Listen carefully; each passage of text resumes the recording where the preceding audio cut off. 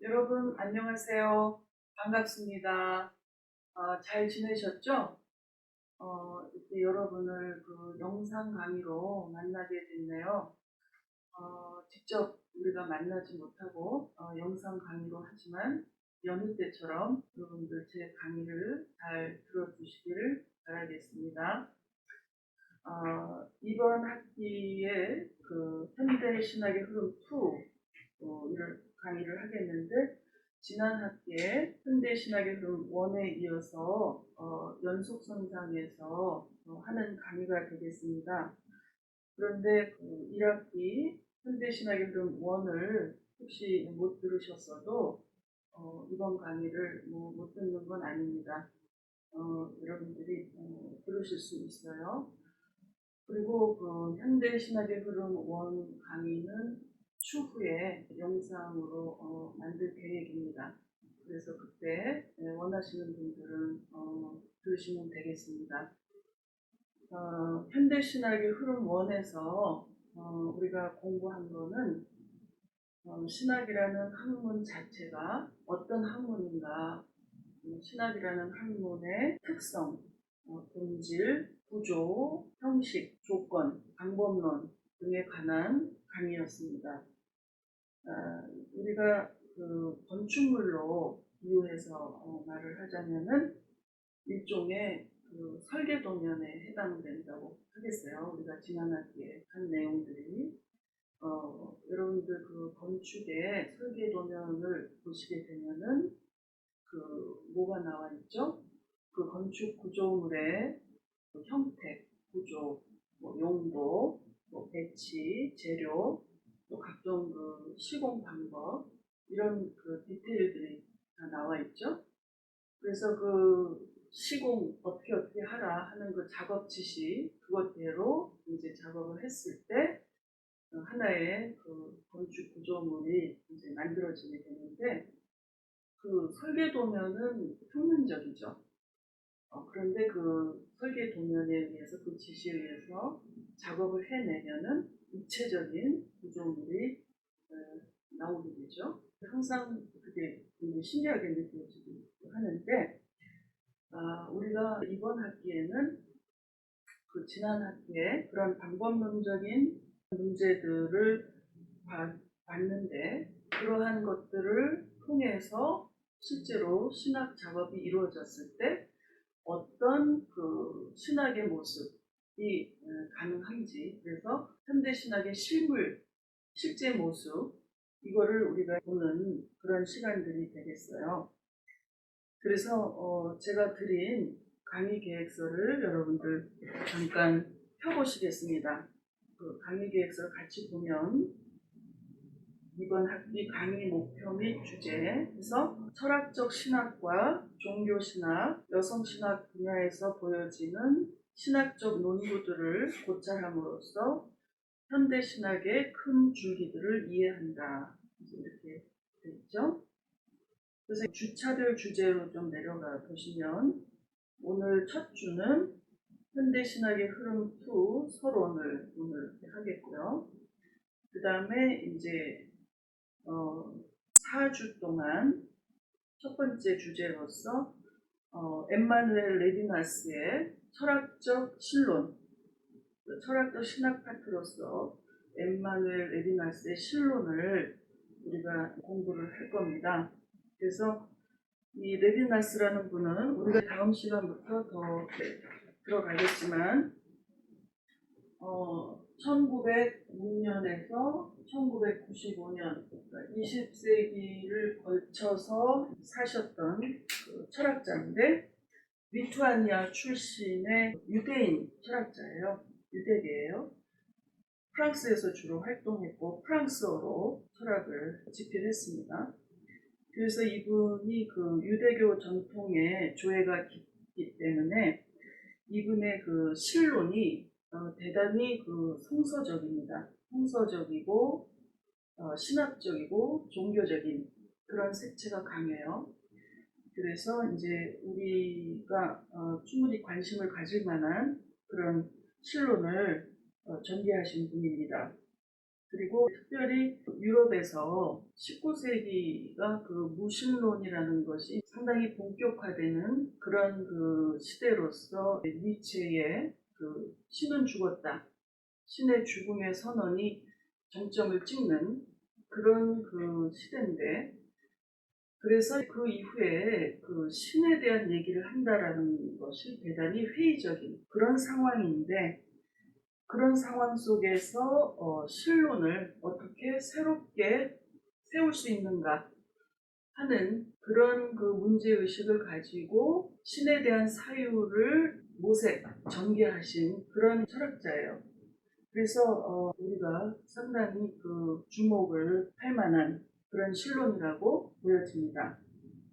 그래서 우리가 공부를 할 것이고요. 그 다음에 종교신학, 이 주제에 관해서는 그 작 듀피 이분을 볼 건데, 이분은 벨기에 예수의 사제셨는데 1923년에서 2004년에 돌아가셨네요.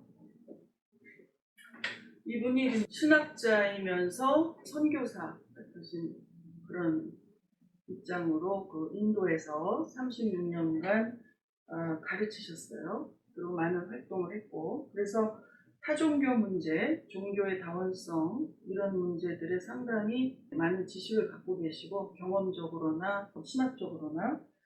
그래서 이분의 그 종교신학적 모델을 우리가 공부를 할 건데, 말하자면은 그 라너의 익명의 그리스도인 사상, 그것을 기초로 한 교회의 그 제2차 바티칸 공의에 나타난 교회 타종교에 대한 입장은 우리가 그리스도 중심적 포괄주의, 소위 그렇게 얘기를 하는데, 그 그리스도 중심적 포괄주의에서 한 걸음 더 나아가고자 하는 그런 신학적 모델을 제시했어요. 그래서 종교의 다원성, 그 다음에 타종교의 타자성을 더 많이 수용하는 그런 종교신학적 모델을 이분이 시도를 했다 하는 점에서 이분 모델이 우리의 관심을 끕니다. 그래서 이분 신학을 살펴보려고 하고요. 그 다음에 이제 비교신학이라고 되어 있는데, 이거는 그 종교신학 선상에서 조금 다른 방향으로 나아간 그런 신학적 모델입니다. 그러니까 이것도 역시 종교 다원성과 타종교의 타자성을 최대한 더 많이 수용하고 거기에 더 많은 자리를 주려고 하는 그런 신학적 그 모델이죠. 그래서 이것도 우리의 관심에 드는 그런 그 현대 신학의 모습으로서 주제라고 할 수 있어요. 그래서 우리가 이것도 좀 살펴보려고 하고, 그 다음에 마지막으로 여성신학 문제. 지금 강의를 들으시는 분들 대다수가 여성 수도자이신데, 여성신학, 그래서 성서 텍스트가 기본적으로 시대적으로 가부장적 문화 체제 속에서 탄생한 그런 문서이기 때문에 가부장적 그 문서, 대부분 그 대종교 종전들이 그러한 성격을 띠고 있는데, 성평등주의적 관점에서 이 텍스트를 어떻게 다시 새롭게 읽을 수 있는지 하는 그 관점으로 모색한 여성 신학자들의 신학을 좀 살펴보려고 합니다. 그리고 참고 서적, 여기 참고 도서에 보면은 처음에 레비나스 철학에 대해서 잘 설명해 놓은 책으로 강명한 교수 타인의 얼굴, 레비나스의 철학, 이 책이 여러분들한테 도움이 되실 것 같고, 그 다음에 논문 2개를 제가 거기 적어놨고요. 그 레비나스 철학에 대한 책들은 상당히 많이 나와 있고요. 또 논문도 굉장히 많이 나와 있습니다. 그래서 여러분들이 인터넷에서 검색을 하면 굉장히 많은 게 나와 있는데, 제가 그걸 다 쓸 수가 없고 대표적인 거 몇 개만 적어 놓은 겁니다. 그 다음에 작 듀피 신학은 제가 이분에 대해서 좀 연구를 깊이 좀 했어요. 그래서 제 논문, 신학 전망에 실린 제 논문, 그 다음에 가톨릭 종교신학의 어제와 오늘, 포괄주의에서 비교신학으로 이 두 논문을 강의 텍스트로, 강의 자료로 사용해서 보도록 하겠습니다. 그 다음에 여성신학 참고도서는 굉장히 이게 또 많아가지고 여기 다 적을 수가 없어서 별도로 이 부분을 할 때 여러분들에게 나눠드리도록 하겠습니다. 자, 그러면 오늘 그 서론으로서 1학기의 한 내용 중에 중요한 기본이 되는 내용들을 잠깐 다시 상기하는 의미에서 이번 강의의 기본이 되는 그런 내용들이고 해서 이제 설명을 좀 할까 합니다. 지난 그 학기에 신학이라는 학문을 어떻게 우리가 정리할 수 있는가 해서 가장 단순하게 우리가 신학이라는 학문을 정리를 하면 이렇게 표현할 수 있다고 했어요. 신학이라는 학문, 그리스도 신앙 전통의 현재적 이해를 위한 지적 성찰, 해석의 작업이다. 제가 이렇게 신학이라는 학문을 정의한 바 있습니다. 그리스도교 신앙 전통에 대한 현재적 이해, 이것을 위한 지적 작업, 이런 정의를 제가 내리고, 그 다음에 신학의 이러한 해석의 작업을 하기 위해서 필요한 3요소, 신학 작업의 3요소를 제가 설명을 드렸는데, 첫째는 그리스도교 신앙 전통, 신앙의 유산, 우리가 받은 거죠. 전에 받은 거. 그래서 성서와 교회 전통이 되겠죠. 그 다음에 두 번째 요소, 신학 작업에 필요한 두 번째 요소는 시대적 상황의 인식. 그 다음에 세 번째는 당 시대가 제공하는 지적 체계, 다른 말로 사유 체계. 그러니까 다양한 학문의 발달, 그 성과에 기초한 그런 그 지적 도구들. 대표적으로 신학에서 가장 많이 사용되는 사유체계는 철학이죠. 전통적으로 철학이 가장 많이 사용되었는데, 그래서 이렇게 신학 작업의 세 요소, 첫 번째 요소 텍스트, 그 다음에 2번, 3번을 컨텍스트라고 그러죠. 그래서 텍스트와 컨텍스트 간의 소통, 대화, 그것이 신학 작업을 뜻하는데, 이 그리스도교 신앙 전통, 성서, 신앙의 유산, 이거는 불변이죠. 신앙은 불변이에요.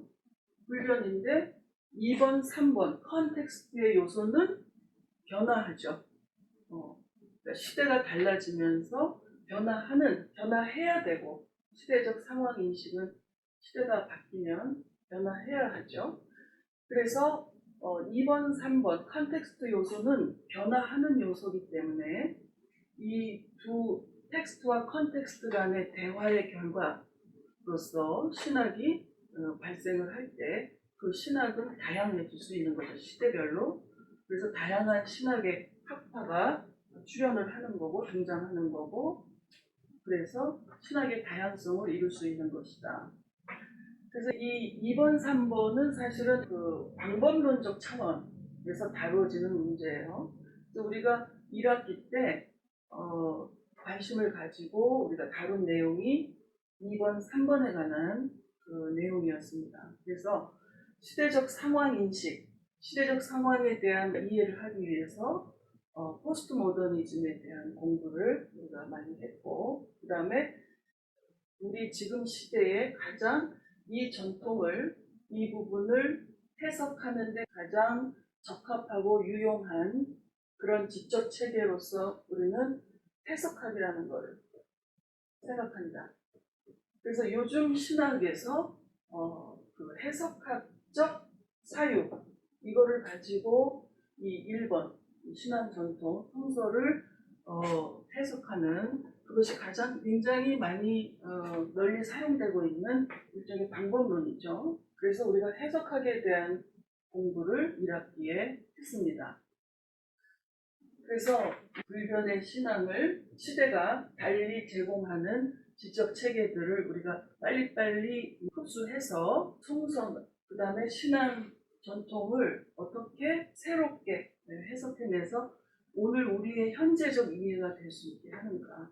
현재적 이해, 아까 제가 신학의 정의에서 현재적 이해를 위한 지적 작업이라고 했죠.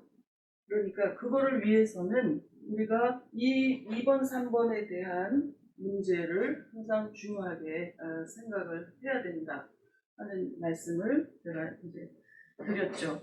그래서 그 어느 학문이건 방법론이라는 게 있거든요. 그래서 그 학문이 대상으로 하는 것, 그 학문의 대상의 특성에 따라서 방법론이 달라지고 다른 방법론이 설정되고 또 그 방법론의 발달이 이루어지게 되는데 신학이라는 학문도 그 방법론이라는 게 상당히 중요하죠. 그래서 신학자들의 중요한 임무라고 할까요? 과업 중에 하나는 이 방법론에 대한 모색, 이것이 굉장히 중요한 신학자들이 할 일 중에 하나라고 볼 수가 있습니다.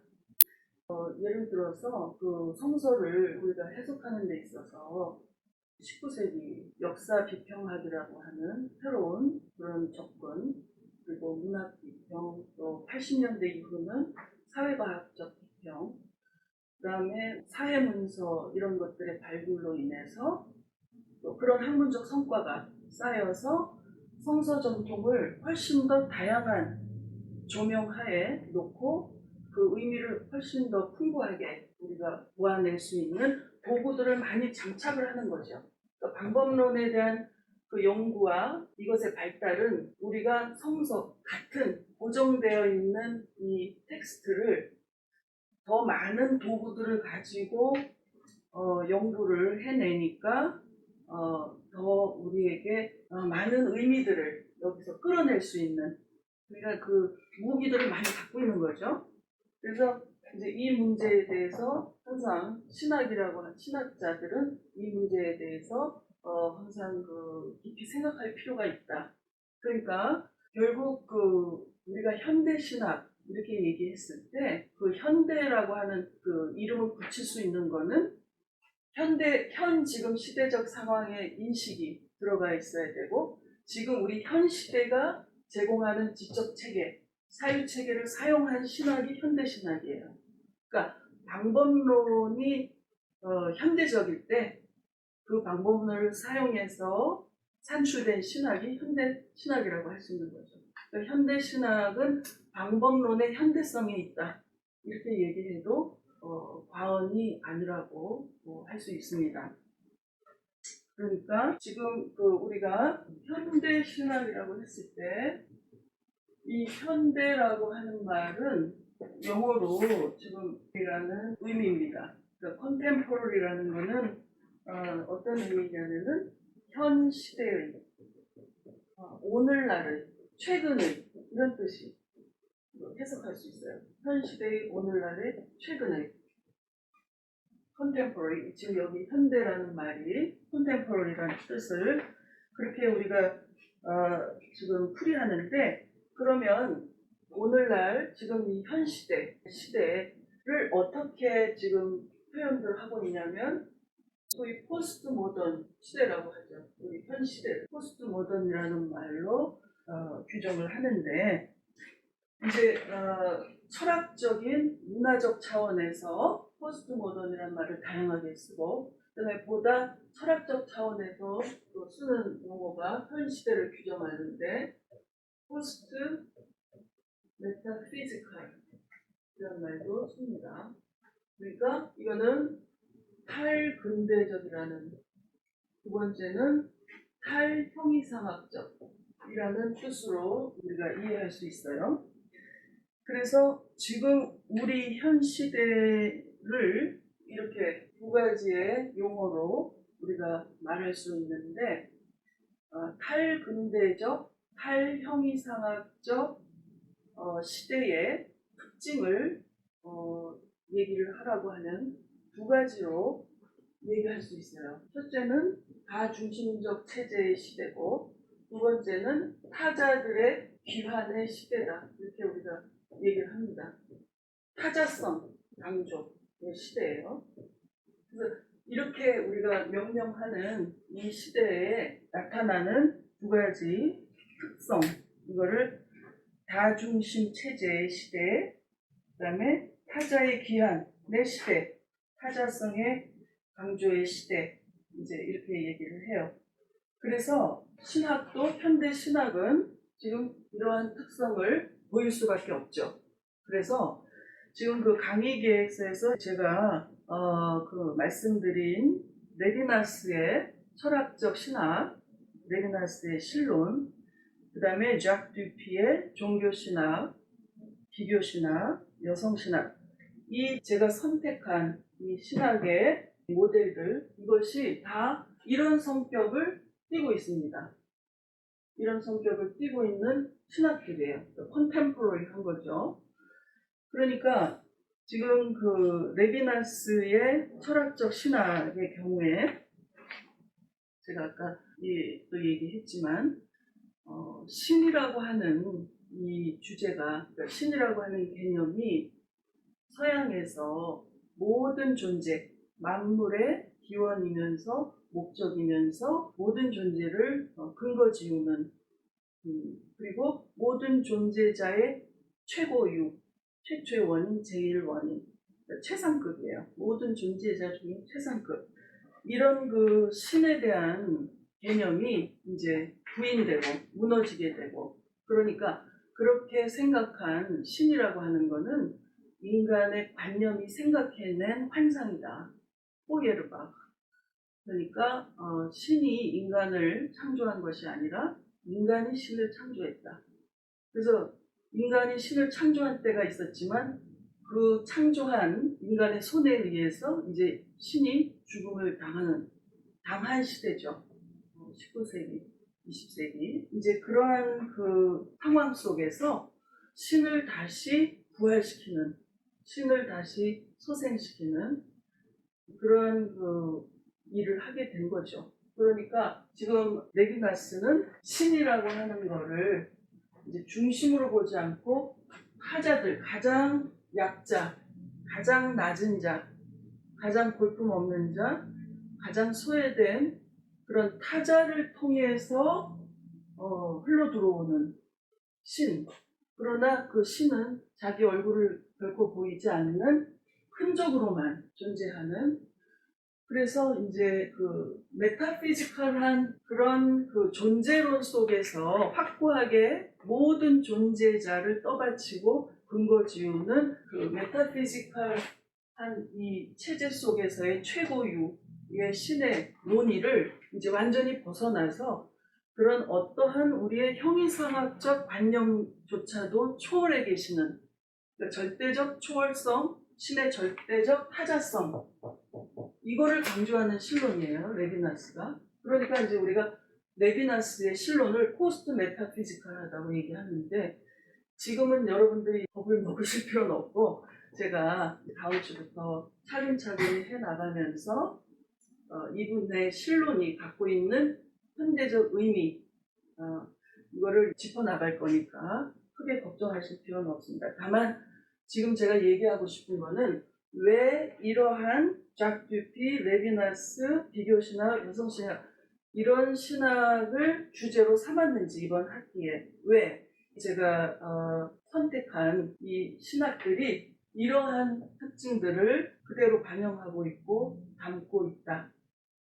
그렇기 때문에 현대 신학의 모습을 잘 보여주는 신학이기 때문에 이번 학기에 우리 강의 주제로 선택이 됐다 하는 말씀을 드리는 겁니다.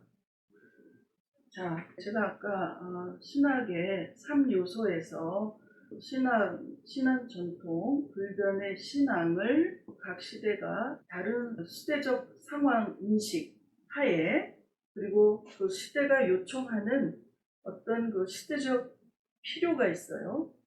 예, 그것을 우리가 충분히 인식한 상태에서 그 시대가 제공하는 최적의 사유 체계를 선택해서 우리가 그것을 활용하는 거죠. 뭐를 위해서? 신앙 전통의 해석을 위해서. 그래서 예를 들어서 3세기에 오리게네스가 플로티노스, 동시대인인 플로티노스의 신플라톤주의 이것을 상당히 잘 활용해서 자기의 그 삼위일체론을 세웠다. 그러니까 오리게네스를 우리 교회 신학의 역사에서 최초의 그 교리신학자, 조직신학자로 우리가 얘기를 하는데 이분이 그 신플라톤주의를 가지고 삼위일체론을 세웠단 말이죠. 그 모델을. 지금 우리가 볼 때는 그 신플라톤주의가 헬레니즘 시대의 철학이지만 오리게네스 입장에서는 현대적인 거예요. 가장 현대적 사유체계예요. 당시대로는. 그러니까 오리게네스 입장에서는 신플라톤주의를 사용하여 사유해낸 신학이 컨템포러리한 거죠. 가장 현대적 신학이었던 거죠. 그러니까 오리게네스나 아우구스티누스나 또 아리스토텔레스 철학 체계를 사용해서 신학을 해낸 아퀴나스나 또 칼 라노는 칸트의 초월적 관념론, 그 다음에 하이데거의 실존주의, 근대, 현대의 철학적 사주를 가지고 와서 신학적 사유 안에 그거를 활용했다. 그러니까 항상 그 각 시대에 가장 최적의 신학의 작업에 가장 적합한 그 사유 체계를 가지고 와서 봉사시키는 거죠. 목적은 신앙 유산을, 그리스도교 신앙을 그 시대에 맞게 해석해내는 현재적 이해를 위해서 그러한 것들을 차용을 합니다. 그래서 각 시대는 언제나 현대적 신학을, 현대 신학을 하고 있는 것이다. 각 시대의 신학자들. 그러면 이제 오늘 우리는, 그럼 우리 현 시대는 어떠한 그 지적 체계들을 동원해서 이 신학 작업을 해내고 있는가, 할 수 있는가. 지금 이 현 시대를 어떻게 우리가 규정을 하냐면 탈신성화, 무신론적, 후기 그리스도교적 시대라고 합니다. 길죠? 이거를 이제 포스트란 말이 바꿔요. 포스트 크리스천. 그냥 탈신성화된 무신론적 후기 그리스도적 시대. 그러니까 탈신성화됐다는 것은 뭐냐면 과거에 중세에 우리가 하느님을 알 수 있는 두 개의 책이 있다고 그랬죠. 성서와 자연. 그러니까 우리가 하느님을 알 수 있는, 볼 수 있는 하느님의 계시를 우리가 만날 수 있는 두 개의 장이 있다. 성서와 자연. 그래서 성서에서는 하느님이 예수 그리스도를 통해서 계시하신 계시를 볼 수 있고, 그 계시를 통해서 하느님을 만날 수 있고, 자연은 하느님의 우주적 이 세상을, 이 우주를, 이 역사를 끌고 나가시는, 주도해 나가시는 그 하느님의 섭리, 그 섭리가 이 자연 안에, 이 우주 안에 충만하죠. 그래서 우리가 자연을 통해서도 이 우주 질서, 만물의 질서를 보면서도 하느님을 우리가 읽을 수 있다. 하느님에 대해서 알 수 있다. 그러니까 자연, 우주, 역사, 인간의 역사, 이 통틀어 세계라고 합시다. 이 세계가 사실은 하느님, 신에 대해서 읽을 수 있는 거대한 책과 같아요. 그러니까 그래서 신성화된, 어디서나 우리가 하느님의 섭리를 읽어낼 수 있는 자연 안에서, 그러나 이제 과학의 발달로 인해서 더 이상 하느님께서 이 세상을, 우주 만물을 끌고 나가시는 그런 것으로 보지 않죠. 그러니까 이 세상에 지금 지진이 났다. 어느 지역에 포르투갈 어디에, 또 이태리 어디 남쪽 어디에 지진이 났다. 그랬을 때 과거의 사람들은 하느님이 징벌이다. 인간이 죄를 많이 져서 하느님께서 노하셨다. 그러니까 그걸 통해서 하느님을 읽으려고 하는 거죠. 그런 자연 안에서. 근데 지금 어떻게 합니까? 과학이 발달해서 지축이 어떻게 서로 지축판이 어떻게 서로 부딪혀가지고 지진이 일어나는 과학적 해명을 하잖아요. 그러니까 탈신성화된 세상에서 과학에 의해서 신의 자리가 점점 신의 권위가 밀려나는 그런 그 시대죠. 그런 세계죠. 그러니까 계몽주의로부터 이 탈신성화가 가속화되면서 급기야 니체 시대에 오면은 신의 죽음까지 선언되는 그런 무신론적 이제 그리스도교적 세상, 그리스도교적 앵글로 전망으로 하느님의 그 섭리라고 하는 그 앵글로 세상을 보던 것에서 이제 탈한 그런 후기 그리스도적 시대, 그리스도교적 시대. 이제 이런 시대인데 아까 신학 작업의 3요소에서 2번에 해당되는 현 시대의 상황 인식, 그 인식이 지금 우리가 이렇게 이러한 시대다라고 하는 인식이 있어야 된다는 거죠. 지금 우리가 현대신학을 한다고 할 때, 신학 작업을 한다고 할 때 2번에 대한 지금 그 해당되는 거예요. 이렇게 우리가 지금 현 시대를 읽는다 하는 거는 그러면 지금 이런 시대적 상황을 우리가 지금 인식을 하고 있어요. 이 인식 하에 그럼 어떠한 방법론적 도구를 가지고 어떻게 지금 이 하느님, 예수 그리스도 그 두 분에 대한 계시가 담긴 성서, 그리스도교 신앙, 유산 이것을 어떻게 우리가 해석해낼 것인가. 이것이 현대신학이 당면한 문제죠. 그걸 어떻게 풀어나갈 것인가.